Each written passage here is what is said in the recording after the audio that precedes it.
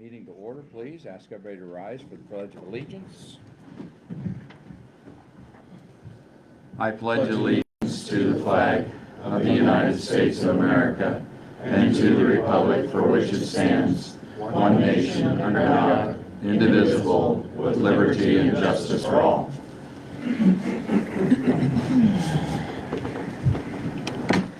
Welcome, everybody, to the May 13th Board of Commissioner meeting. Roll call, please. Groats. Present. Ott. Here. Burgess. Here. Bowman. Present. Obermeyer. Here. Open meetings law is posted on the south side of our chambers, is in the hallway outside of our chambers. It is also on our website. Proof of publication was in the News Times May 8th and on our website also. Next up, we need to review and approve the minutes for our April 29th Board of Commissioner meeting, please. Move to approve. Second. Thank you, gentlemen. Any other discussion? Roll call, please. Bowman. Yes. Burgess. Yes. Ott. Yes. Groats. Yes. Obermeyer. Yes, and today's agenda need to be adopted. Move to adopt. Second. Thank you, gentlemen. Any other discussion? Roll call. Groats. Yes. Bowman. Yes. Ott. Yes. Burgess. Yes. Obermeyer. Yes. We just remind everybody, commissioners up here too, that if we use these microphones, it was apparent at our last zoning meeting that the guys had them pointed up, and they're not overcasting microphones. We need to make sure we draw them up to us. And anybody that comes to the table, we ask them to speak into the microphone to make sure everybody has an opportunity to hear what's going on in this public meeting. So we'll start off today with the officials forum.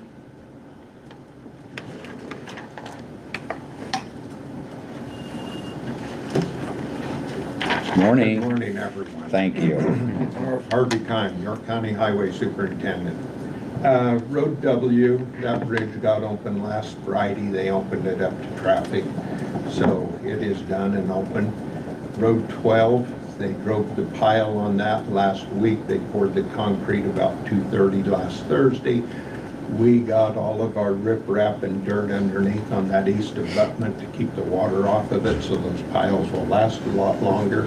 50 years isn't enough, so so that will be open this Thursday. We will open that up. That'll give time for the concrete patches to cure out.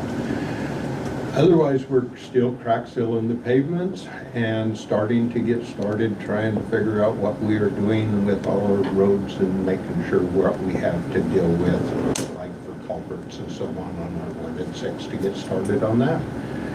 And that's kind of where we are at this point in time. So Otherwise, we're still hauling gravel and rock and laying roads. So all of our interstate bridges are passable now at this point in time, yes. until they get hit again or something. Exactly. Okay, good. Nice to hear it. So, anyway. Thank you. Any questions for Harv? Thank you, Harv. You bet. Any other official this morning? Shaking his head. Okay, we'll move on to the public comment of the meeting today. Anybody from the public who would like to come forward may do so at this time.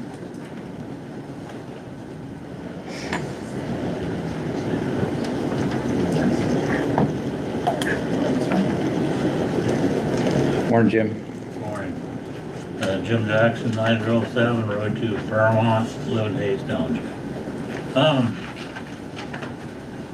This morning I'm not gonna be negative, I'm gonna be positive. I see on the agenda that APACE is on our end since we have a child with special needs.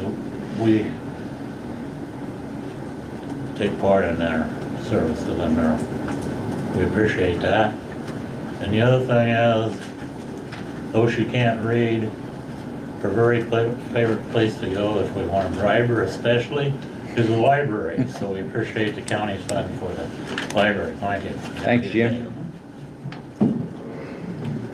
Well, we got 3 chairs up there. I don't know if we need to have 3 or not. Harv, could you grab one of those chairs for me, please, and just give it a little bit more? Thank you very much, Harvey. Anybody else from the public this morning? Morning, Willard. Morning.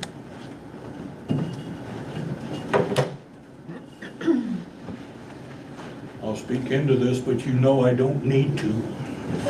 Anyway, sorry I missed the meeting last week. to ease everybody's minds, I spent 8 days living in Lincoln, and after that experience, you do not have to worry about me moving out of York County. Wouldn't live in Lincoln for nothing. Excuse me, sir. Who are you?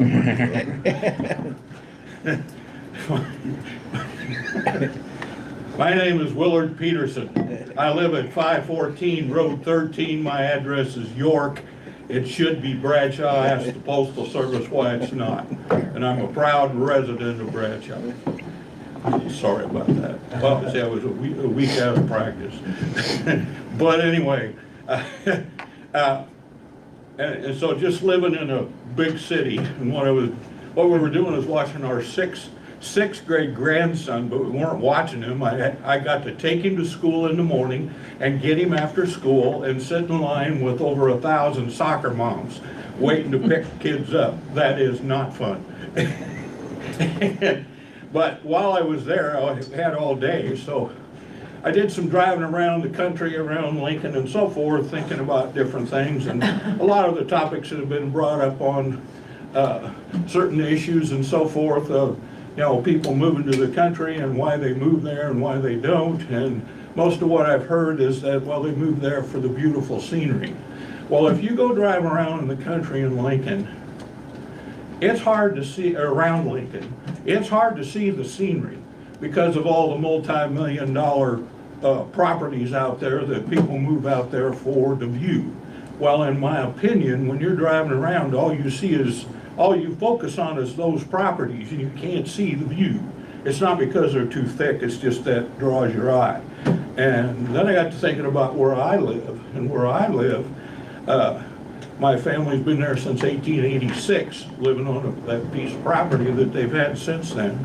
And in that time, some things have developed, and I looked out around, and my view out around my place that I can see is 15 pivots, and you know, and some countryside-ish, but your eye is always drawn to those pivots. And I thought, oh, well, maybe if I'd look at some other stuff, that might be better. So anyway, one of the things about people moving to the country for the view, maybe those people are ruining the view for some other people.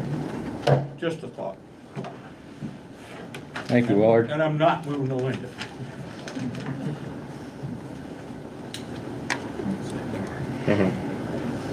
Anybody else from the public at this time? Morning. Good morning.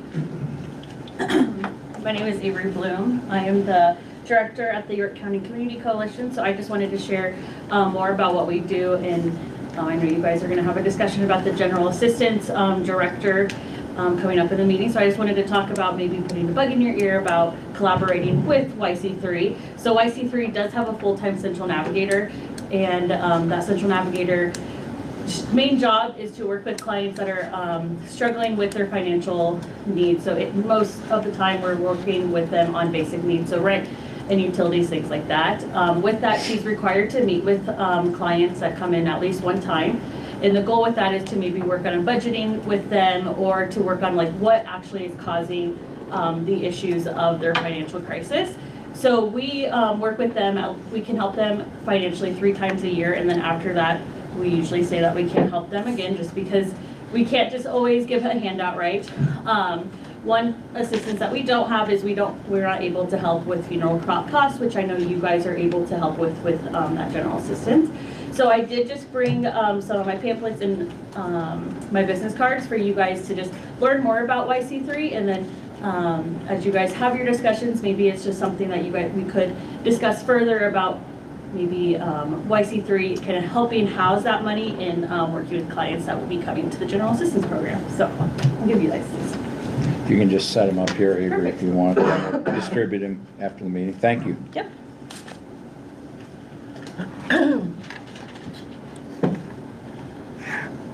Anybody else from the public today? Okay, we will continue to move on down. I don't know if we're going to do an executive session or not. I'll wait till the end of the meeting to decide on that one. Discuss and act on general assistance. There is none. Next up, we'll do payroll and vendor claims. We do have a coding change. There was out of the county attorney's office, there was a 6447 and a 9886 that was out of the county attorney office supply line. The 9886 needs to go to juvenile diversion fund, and the 6447 needs to go to the adult diversion. No added dollar amounts, just switching where they are being processed out of. And I believe that's the only change, right, Mary? Correct. Okay. Was there any questions or anybody see anything that they would like to visit about? What is the $10,000 county, the county jail for cell drive? That is, I can go get the claim, but I think that is like a subscription, it's a yearly thing. Like a maintenance agreement? Maintenance That's what you're saying, agreement. okay? Yes, thank you, that's,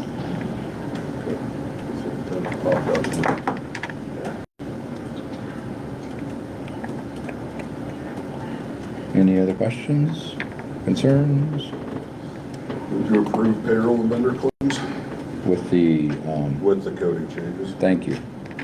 I'll second. Thank you. Any other discussion? Roll call, please. Bowman, Yes. Burgess. Yes. Ott, Yes. Rhodes. Yes. Obermeyer. Yes. There are no funding transfers. We will be doing our annual transfers that we have coming up at the next meeting, the 27th. There's a handful of just normal ones, and then, of course, we need to keep an eye on our budget to see where we're at on that. So next up, we will discuss the Region 5 and a PACE annual reports with Pat and Matt. If you guys would come forward, please, and name and address as you have time for the record. Thank you, sir.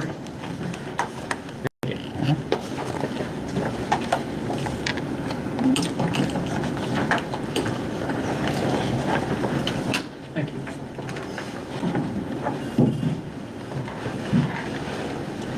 Good morning. My name is Matt Kosick. I am the CEO of PACE. My address is 441 Hazelwood Drive, Lincoln, Nebraska. Good morning. Well, thank you for allowing us to present our annual report. What I have in front of you, or what I've handed out, is our year in review. This sheet talks about purely the highlights of the past year. I like to say that if we were to put every highlight and milestone that we achieved, this would be a giant bound book. But in the sake of brevity, we're going to leave it at just 8 pages here. So APACE is the largest provider in the state of Nebraska of developmental disability services. We have been the largest for many years and will continue to be. We support about 710 individuals in southeast Nebraska. We have about 760 employees total, and then another 130 shared living providers that are contractors that also provide direct support. So we have a pretty large footprint in southeast Nebraska. Inside the sheet gives some information about our program here in York. So we serve 37 people here in York County. Just to talk through our services a bit, you know, our services are not a one and done type of service.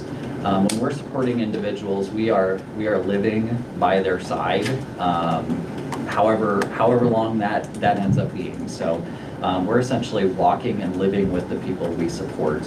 And we support them in a variety of ways, whether through residential programs. I know we have multiple group homes here in York, as well as shared living providers, those contractors where someone might bring in a person to their home. Our day services and vocational services, and also kind of round out our mix of service. The past year, staff-wise here, we've been relatively stable. Our leadership team has remained intact here in York, which is good. One of the things that I would point out too, so we have 43 employees of APACE that live and work in York County. But we also really want to highlight the folks that we support and those that are competitively employed. We have about 9 people here that have jobs in the community.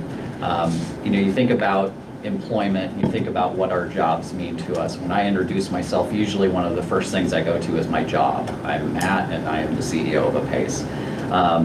For individuals with disabilities, they don't always get the opportunity to have that. And so I always look, when I do these meetings, I really like to highlight employment and highlight the employers that are employing individuals with disabilities because they're taking that chance on them. And generally what they'll find is when you work with somebody with a disability, you have one of the most loyal, dedicated employees you'll have. So it really pays off to hire individuals with disabilities. This year, so as we work with the state, so we are 94% funded by Medicaid. Medicaid is our main funding source. Last year, as you recall, we did not request any funds from any county funding, and that will remain the same into this year. As we work with the state, our biggest challenge over the foreseeable future is just kind of navigating the regulatory piece of our business. The governor has an initiative to end the wait list, which it's kind of a transition of services. What's happening is we're seeing participants getting fewer and fewer residential offers, but more vocational and day offers and respite offers. So that means more services to people, but at a lower rate, essentially, is what that means. So as that's happening, we're changing our model to be on the forefront of that, to make sure that we can still support people within the framework of that structure. We did have, so at yesterday's board meeting, which Leroy serves on, thank you for sharing, Leroy, with us. We appreciate that. We passed we adopted new bylaws, which were updated. The last time they were updated was 2017. So as that board adopted those, in addition, we adopted an update to our interlocal agreement. The last time that was updated was in 2009, and so not only do we have, things have happened, things have changed, the world has changed since 2009, so updating that to get it into kind of modern day compliance, but also that 2009 agreement had both Region 5 services at the time and Region 5 systems locked together in one interlocal agreement. So part of the process we went through was separating both of our entities. Other regions had done that particular move, and that really made sense for us. We're governed by 2 very different sets of regulatory schemes, statute schemes, and our business is very different, so we thought it makes sense if I had to make a change with the interlocal agreement, we shouldn't have to loop in Region 5 systems into that. So I'm not sure when it's on the agenda, but when it is, we ask for your adoption of that new interlocal agreint, which will separate us. We'll still work together. Yes, we will. I think that is all. York here, we have an annual symposium here in York at the Holtis Center. It's just such a great venue. That event, the next one will be on the schedule or slated for April of this coming year. And it's a day that is essentially led by the people that we support. It's a conference-style event where the folks that we support from all over southeast Nebraska come to York, and we hear stories of overcoming difficulties. You hear about people's lives, so it's a really cool event, and York has a special place for us because it's been here for so many years. So I wanted to point that out. You'll get invites when we get closer to that. I think that is all I have. If there's any questions from everyone? Anyone? Looks like you're off the hook, Well, huh? thank you for your oversight. Pass it over to Chairman, may I approach with some? You bet, you bet. Morning, Leroy. You're welcome.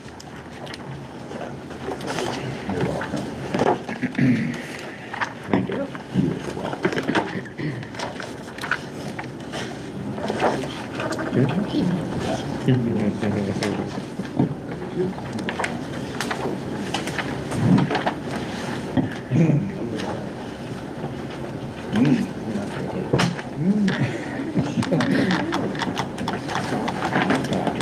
Well, good morning. My name is Patrick Kreifels. I'm the Regional Administrator with Region 5 Systems Behavioral Health Authority, and our business address is 3600 Union Drive, Lincoln, Nebraska.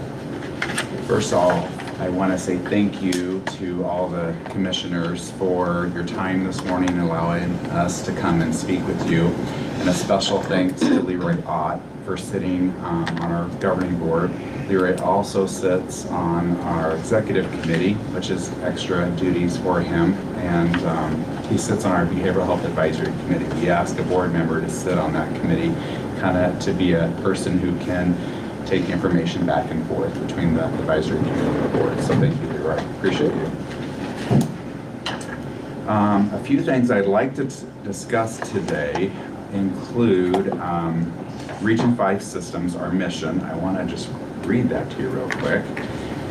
So we support the wellness and recovery of people through the ongoing development and coordination of the behavioral health care system.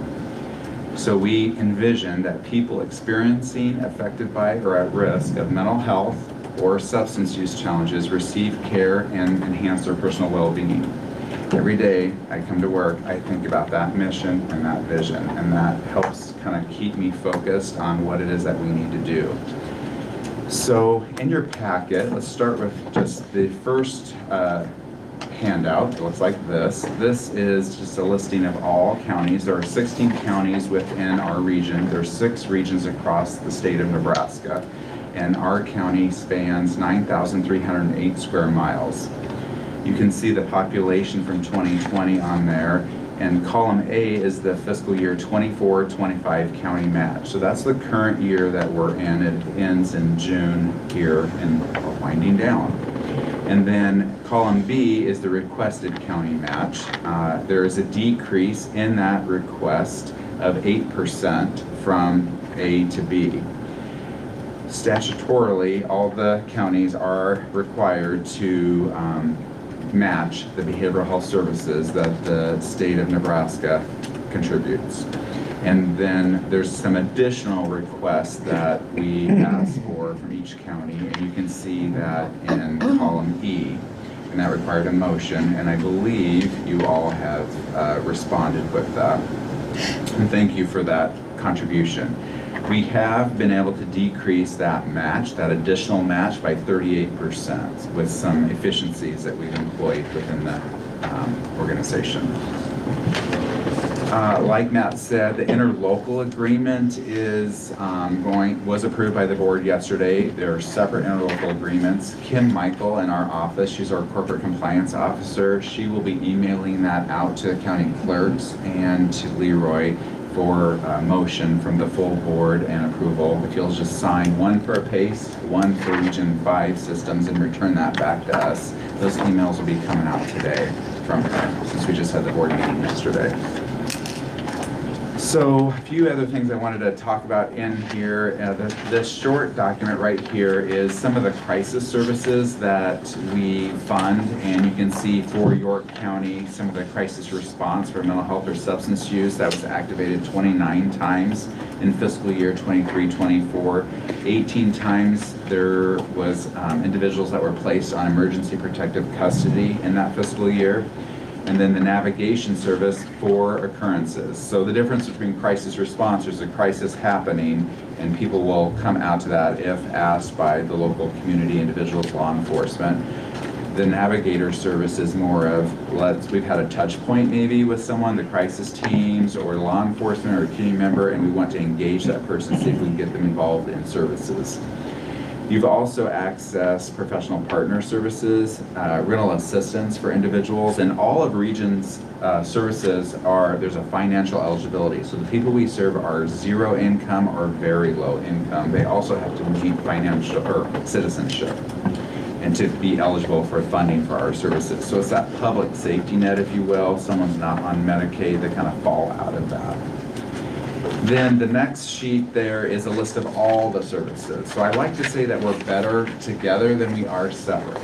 So what I mean by that, it would be very difficult for just York County to have an array of services like that and fund this on their own.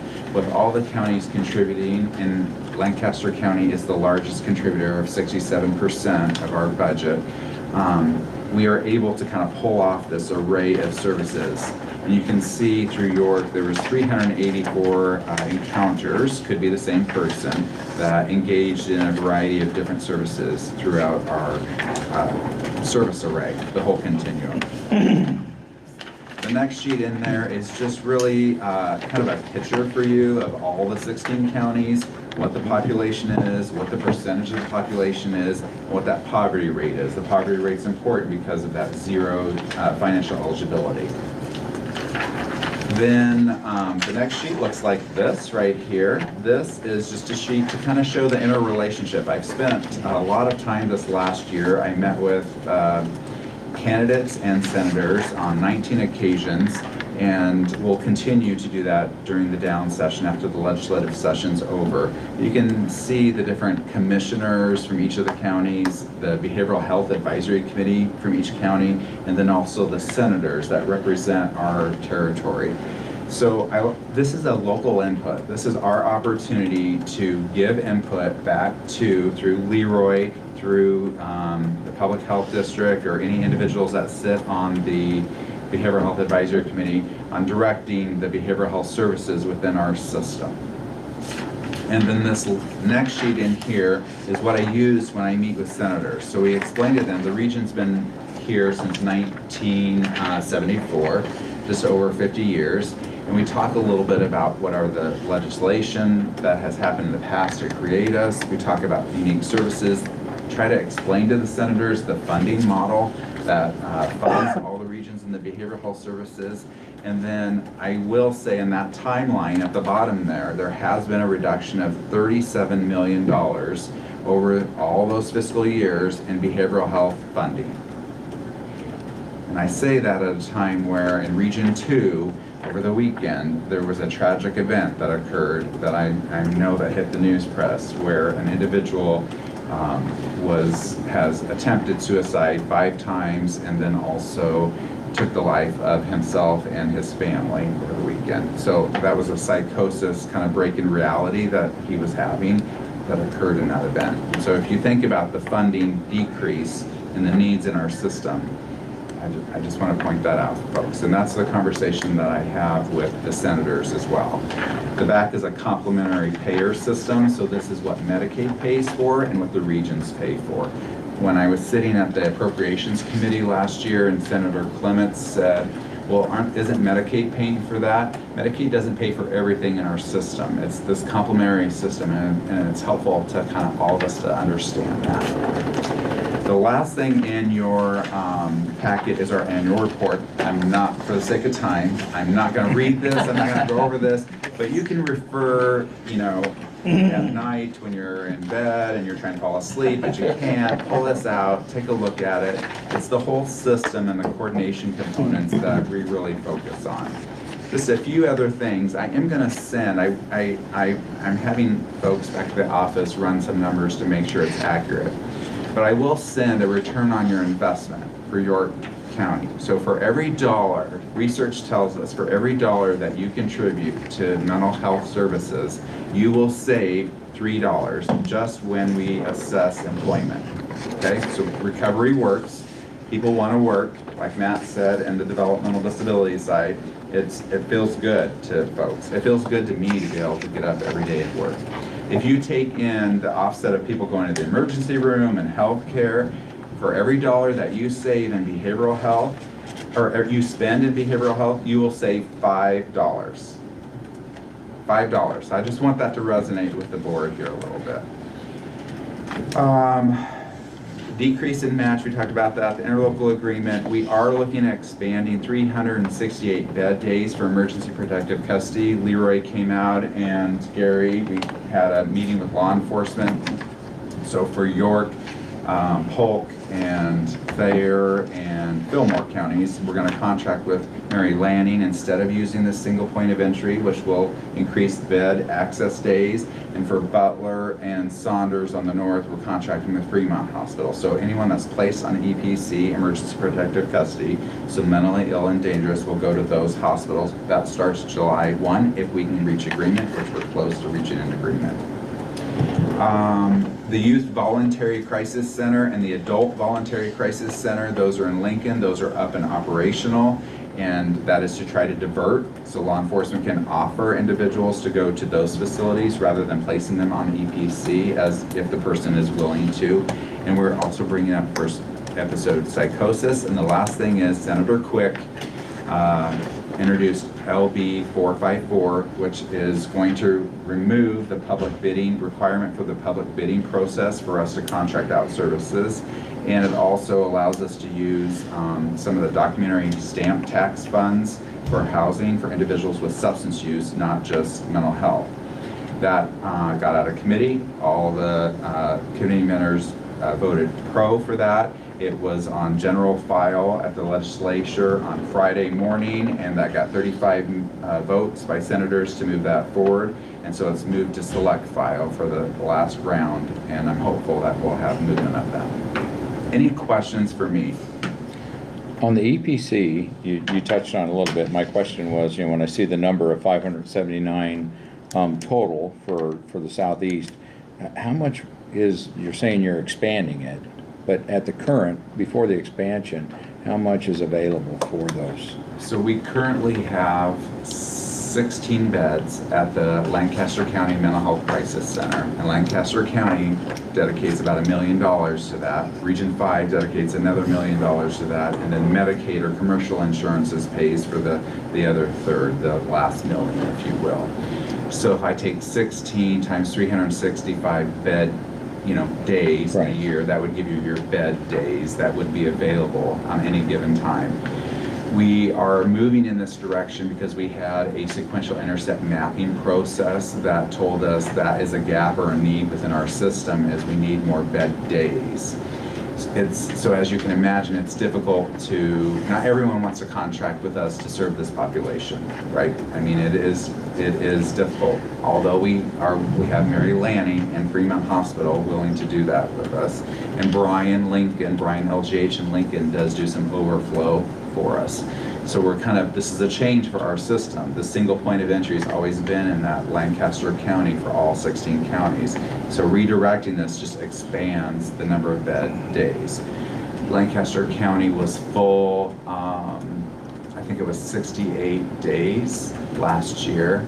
So that's when law enforcement officers will have to go to Bryan, or sometimes they'll go to Mary Lanning, or sometimes they've even gone out further west or north. So how much with the expansion, you have 16, you say that by the 365 are those bed days.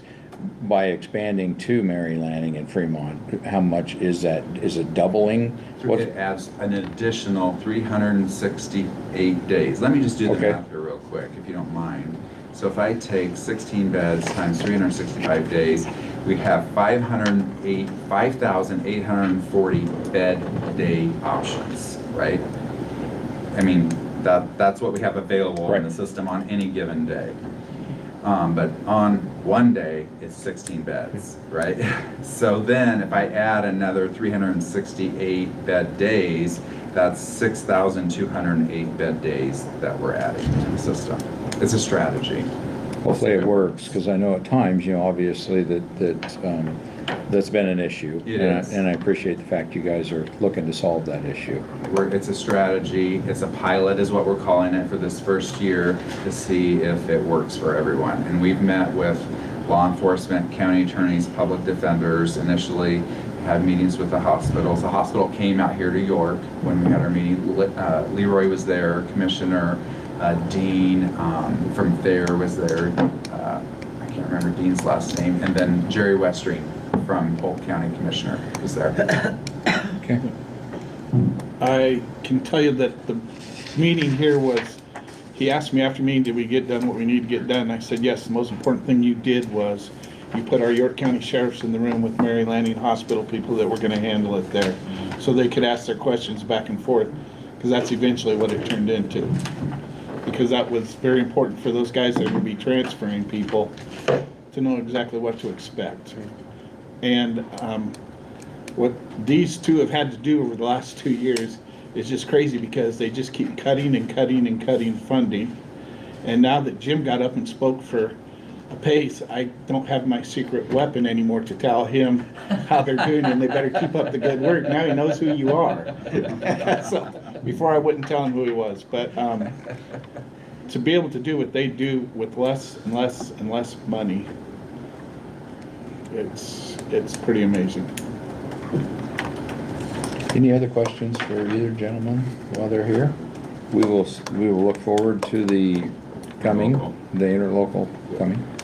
Do you guys have anything else to follow up with? I don't think so. Thank you, Okay, everyone, for your thanks for time. what you do. Appreciate you. Have a great day. You too.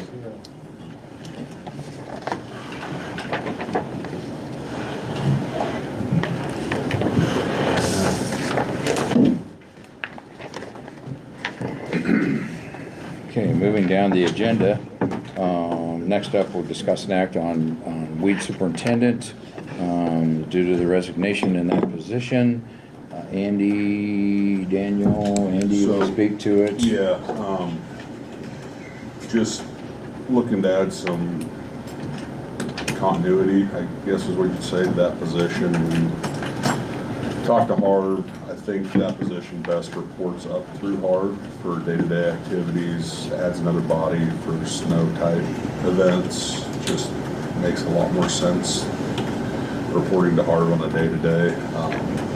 Through kind of reading through all the state statutes and a bunch of various different things, I do believe we should probably vote on it as a board, because right now it is written that it reports directly to the county board. So that's the biggest reason that I think it needs to be an agenda item, is so we can actually have a motion to make that change in the position. It's still, everything I read, it's fine, but I think we need to have a vote to do it. We'll make it official. Harv is good with it. We do have a couple people, like I said last meeting, that are interested in it. I was gonna post it last week, but then I'm like, the more I read the way it's written, and not only the state statutes and how we could kind of set it up however we want as a board, but everything states as a board. And on our job description, it's reporting to the board. So I think all I'm really looking for is a motion to make that position report directly to Harvey Kine. I don't see any changes other than that from a budgetary standpoint. There'll still be the 2 road liaisons, Daniel and myself, or whoever in the future, that will work with that person on that budget. I think we still keep the bucket separate, just for tracking and whatnot, so. Yeah, that budget will need to be, separate. And in a sense that, with Harvey answering to the board, it's still kind of an indirect way of doing it. Yeah, there's a myriad of different ways that across the state that it's done. There's an appointed weed council in some counties where that position reports up to them. It's a completely separate, would be like the equivalent of our zoning board in essence, so. Well, if we wanted to talk to whoever gets the position, it's not like we couldn't, so. Yeah, it's, so. Would there be a plan then to advertise, obviously, the advertising? The plan would be to post for 2 weeks, give everyone fair opportunity for the position. It's still a position that's gonna take a really good candidate that's got a lot between the ears and some physical ability to get stuff done, so. So then the document that we would have that states who they answer to, we'll need to change that Yeah, document and get basically. that back in front of the board too. Yeah, we'll just need to change the job description. Okay. I don't know that we need to bring it. Is it written in the handbook that way? Is there anything written in the No, handbook I did that not way? check that handbook. we Yes. probably should, look that all over and get, obviously, get the county attorney's office involved in making sure. I think you're right, that the first step would be, to put that under the roads department. And we can do that by that, yeah, and then if there's anything else we need to bring forward, we sure can. Did you have something? Just a couple of things. Do we, is there any, being that it is a state mandated position, and in the statutes it all talks about the board, is there any, I totally agree that the correct position or the correct reporting structure for that position should be through the highway superintendent. Is there any dotted line that has to be drawn between the board, or is it just the? I think if we would like, we could draw in whatever we would want. I just wonder if maybe, day to day, I definitely think the reporting, that's the proper place, it just works that way. The larger decisions, like you mentioned, budget, etc., I think that still comes through to the board, so I don't know if we need clarity in there on that. And then the other piece, do we need to say anything, like, it really, the weeds position in and of itself really is, we've talked about this before, it's not necessarily a full-time position. How do we differentiate that? Do we need to classify it as a part-time position, and then the employment would be full-time, but part-time weeds, part-time roads? Or is it just it is a full-time position under the weeds department, but in that off-season duties as needed to help the roads department? Is there any clarity there? Yeah, I didn't believe it's stated like duties as further assigned. Okay, yep. We can wordsmith this on if you want. Okay, but with that, as duties other assigned, being directly reporting to the roads department, it's kind of self-explanatory there probably, so. That's kind of why, to me, you could just change the reporting structure so the rest kind of makes sense. Okay, yep. After that, but if we want to tweak something, we sure can. Yeah, I think it'd be great to get your job description, obviously, up definitely before any candidates come in to see just exactly what they'd be filing for. It is on here to discuss and act. I have no problem making a motion that we move the weeds superintendent for day-to-day reporting structure to the highway superintendent with a oversight with the county board. That's a motion, I would right? make that motion. Thank you. I'll second that. Okay. Any other discussion, gentlemen? So then we'll do that, and then we'll look forward to a new. Yep. So next meeting, I'll bring the new job description after I run it through Gary's shop. Look at the statutes and stuff like that, make sure. And then, but I think we can, I think we still go ahead and post it. I agree. With the main bullet points are gonna change. Right. From a posting standpoint. Okay. Any other discussion?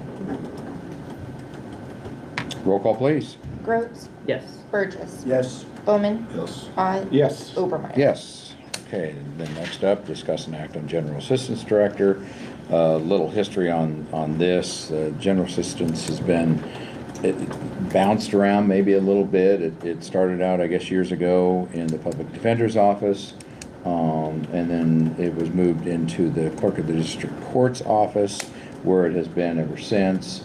We used to do like a couple hours pay for that position, and then that turned into be kind of a record keeping, that we didn't need to quite do it that way because we'd pay them out of the fund and pay them here. So then it really kind of morphed into the deputy director and deputy clerk of the district court, and it has been there for the last 3 deputies. But it takes special person to deal with the general assistance cases. And I think Chandra's doing a great job in her deputy clerk position, but this isn't quite the fit. And she has showed interest into turning it back. It isn't something we get a lot of, but we definitely have to have somebody, once again, it has its own budget that the commissioners take care of with the help of that director. So this is something that I put on here to get some input. I know I visited with Mary in the clerk's office if they would be willing to help out for the time being until we get something found. Obviously, Avery is here today, and she came over to my office yesterday and visited with me a little bit about them partnering and doing it, so that would be a conversation to have with them also to see where it's best fitted and the cost of it and different things like that. Currently, Chandra has handled those, and I haven't had an opportunity to visit with her for a couple weeks. There hasn't been anything come in, but we need to she did show the interest of wanting to step away, and we need to honor that somewhat, because it is not technically part of her duties. Right. It's just something they have taken on over the years. So thoughts on that? I mean, I'm willing to sit down with Avery and have a more in-depth conversation with Avery and others, so. Yeah, I guess from my seat, I would love to outsource some of that. I mean, there's still gonna need to be, in my opinion, a point person that brings it to us, that is part of the county organization. But yeah, I think when we've got a resource, especially as close to the building as it is now, we try to utilize it, and see how we can best utilize that resource. Okay. Yeah, I think it's worth having those discussions anyway, and kind of see, how both we as a board would, if we were to put it outside the county family, how we would see that versus how YC3 would see their ability to handle that. So yeah, in the interim, I mean, if Mary's office is willing to, take it on, knowing that they don't necessarily have the bandwidth to handle it forever, but, in a couple months, 6 months, whatever it is, till we figure out the best fit for it, I have no problem especially if they're willing to take that on. That's fine by me anyway.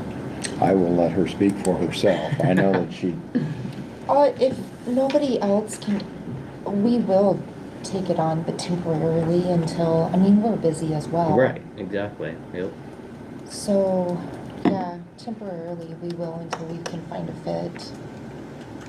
I would hope we could find someone else to do it, because they're short one person from what they were a year ago, and they've taken on all that work. Mm-hmm. well, and I've been, the contact, Chandra has spent trips across the street to come see me, and I would continue to do that, obviously, with Mary, to work through Absolutely. anything we have to do.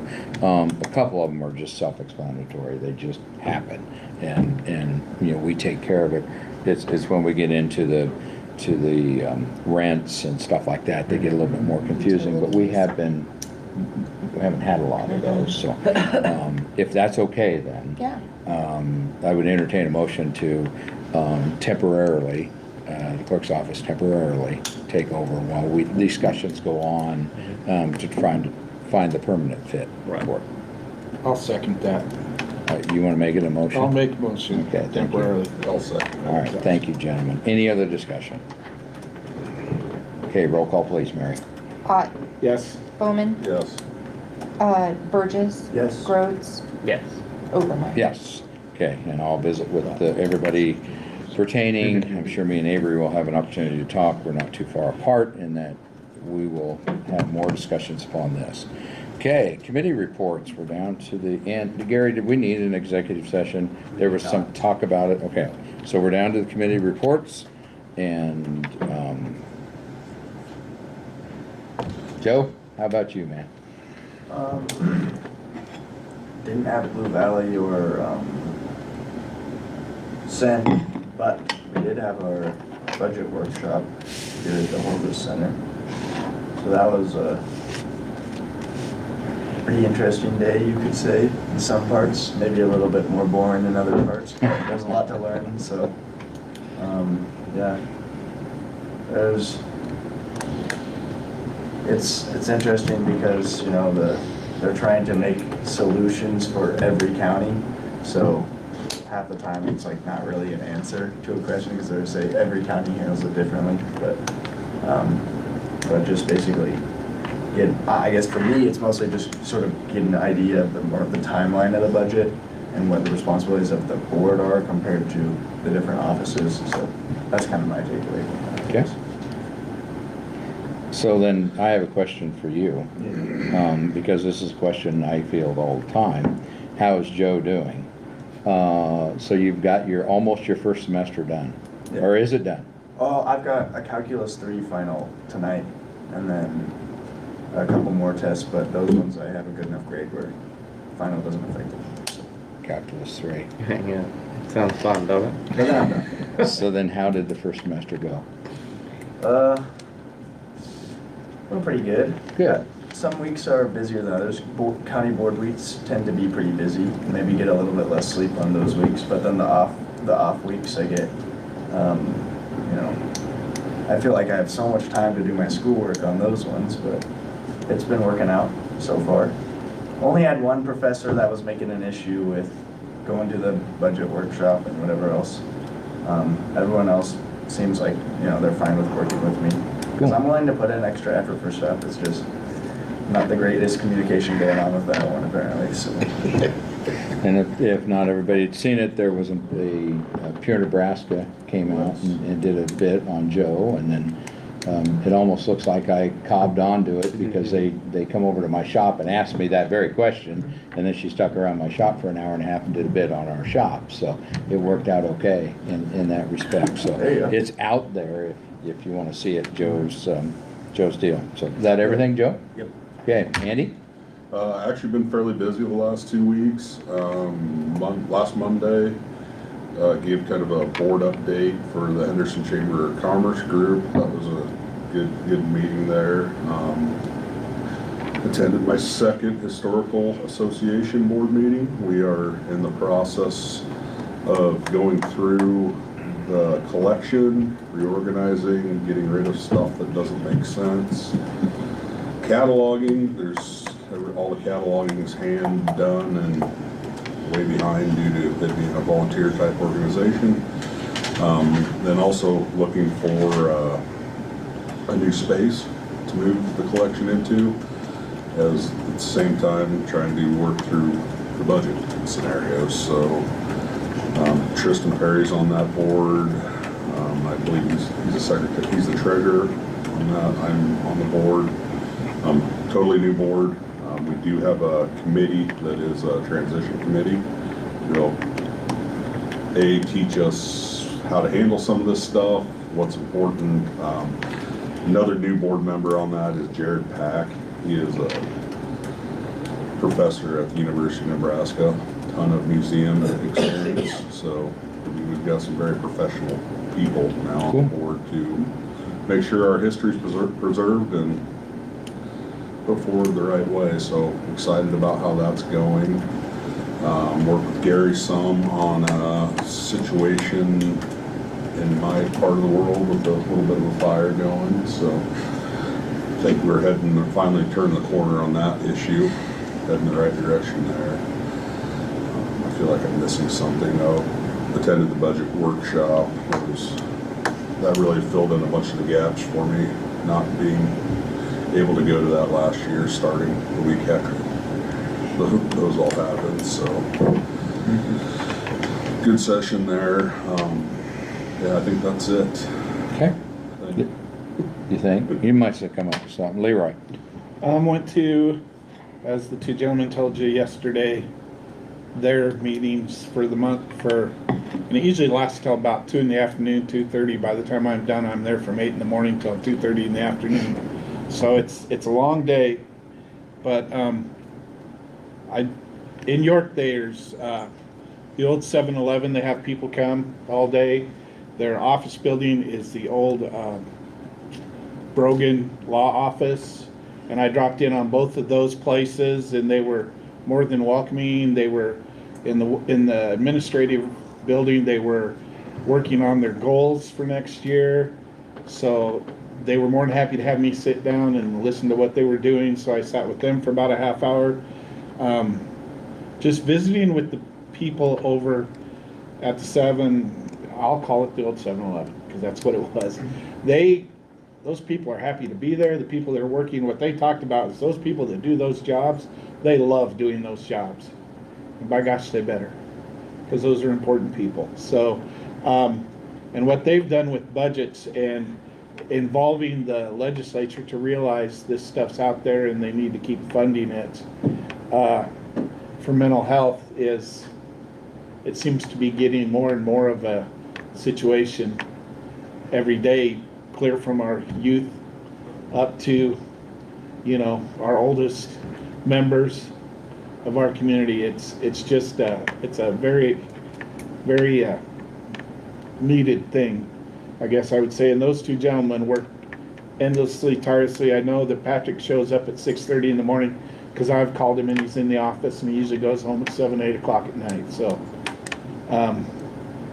So I went to those meetings, and the budget meeting, we listened to a lot of different counties talk about how they're trying to get around things, and some of them sounded like they were just creating more and more work for their county treasurer and their county clerk. And I was sitting there going, I don't think you two want to do that, do you? And they, so I talked to our county treasurer, and she goes, no, I don't want to keep track of 16 more funds. And that was one of the county's answer, was to have these funds for every department. And it was like, okay. So anyways, that's what I got out of the budget meeting. Okay. Daniel.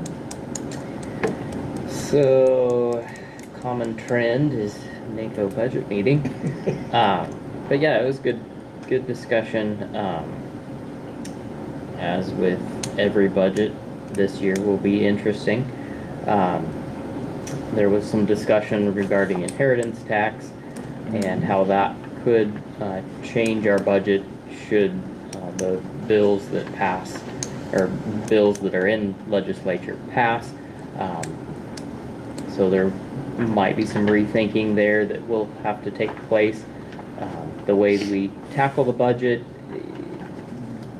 with the legislation that took place last special session last summer, there is some changes this year. It's probably not going to affect us as much as maybe we thought that it might, but going forward it probably, the next years down the road, there could definitely be some challenges.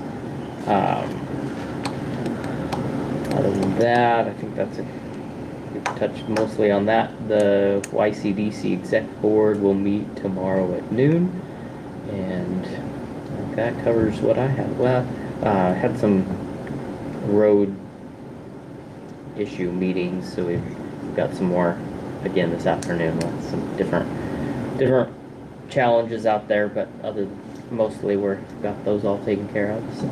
Okay. Well, it's been a busy last 2 weeks, just not busy here. So I don't have a lot to report on stuff other than the next meeting. I need to talk to Nate and our zoning and see what's exactly coming for our next meeting. I believe there'll be some conditional use permits that we'll have to deal with, public hearing on that. And once we get that done, then it is time to jump back into our own zoning. Perfect time to get it going is when those public meetings are being held in June across the county at those places. So then the meeting after that, we will start talking about that again. There was a resolution that was sent to me from an outside entity that Keith County had passed a resolution saying that any items, and this was pertaining to public defenders, that any items over 90 days, they would reject the claim. They passed a resolution to do that. Now, it doesn't have the statute behind it to support that. The statute is clear on what we have to pay, but they apparently are having that same problem out there as we are having here. So, and I have yet to be able to reach out to a Keith County Commissioner to see what was behind that. So that was kind of an interesting thing I got this last week also. And then plus the fact, I just want to thank everybody for the cards and condolences on the loss of a family member last week. It was, like I say, very busy 2 weeks for me, just not here. I haven't been very present, have I, Mary? You've been good. You probably enjoyed a lot of that, too. You've been great. Okay. You're still available. So, once again, the next meeting, enjoy this one. This one was right at an hour. That don't happen very often. I'm doubtful that it'll be that way next time. So, anybody have anything else? We're adjourned.